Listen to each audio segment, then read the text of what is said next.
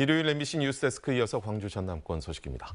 새해 들어 광주 전남 지역 학교에서 코로나19 확진자가 연이어 발생해 긴급 전수조사가 진행됐습니다. 광주시와 전라남도에 따르면 주말 휴일 동안 광주 지역 6개 초중등 학교에서 코로나 확진자가 나와 학생과 교직원 등 3,700여 명을 대상으로 전수조사가 이루어졌고 순천 지역 초등학교에서도 확진자가 발생했습니다. 방역당국은 코로나 확진 판정을 받은 학생들을 자가격리 조치하고 감염 경로를 파악하기 위해 역학조사를 벌이고 있습니다. 한편 오늘 오후 6시 기준으로 광주의 신규 확진자는 63명, 전남은 30명으로 집계됐습니다. 이민년 새해 광주 전남의 주택시장은 과연 어떤 모습을 보일까요?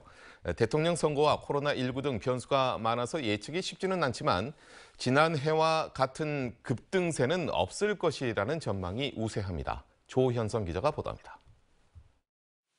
광주의 아파트값은 지난 한 해 동안에만 10% 가까이, 전남은 3.5%가 올랐습니다.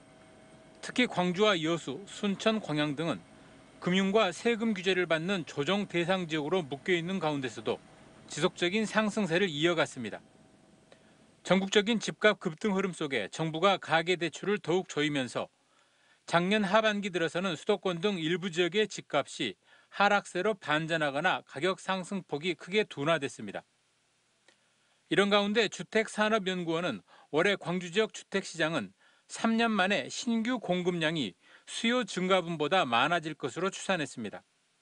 그래도 누계로는 여전히 6천 가구 정도 공급이 부족한 상황에서 광주의 주택 수급 지수가 작년보다는 높아지겠지만 여전히 100을 밑돌아 수요가 더 많을 것으로 전망됐습니다.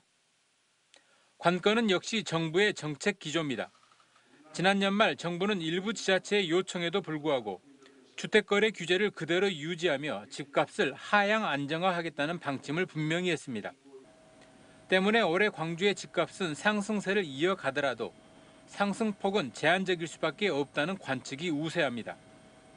광주 전체적으로는 매물이 과거보다는 조금씩 더 적체가 되고 있는 현상이 약간씩 보이기 시작하거든요. 앞으로도 이제 추가적인 금리 인상도 예상이 된다고 하고.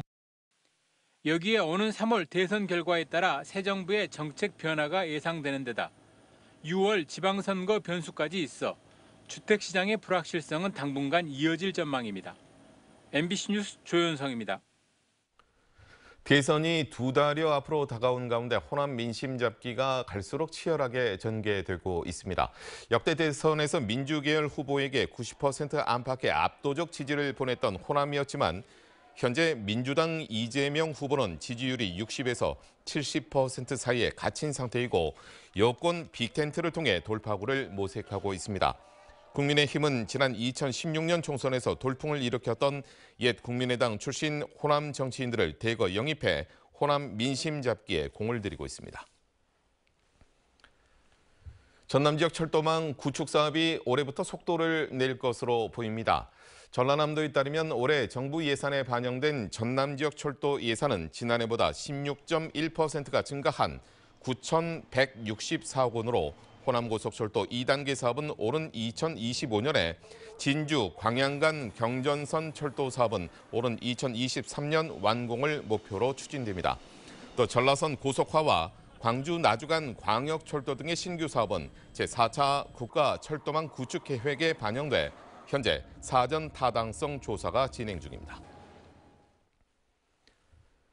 광주시립 제1요양병원이 호남권 최초로 치매 안심병원으로 지정됐습니다. 치매 안심병원은 가정에서 돌보기 힘든 중증 치매 환자 등을 전문적으로 치료 관리할 수 있는 시설로 광주는 전국에서 6번째 지정됐습니다. 광주시는 제1요양병원에 18억 원의 예산을 투입해 2개의 전문 병동을 설치한 데 이어 치매 안심병원 운영에 대한 인건비 지원을 통해 전문 인력 확보를 뒷받침할 계획입니다.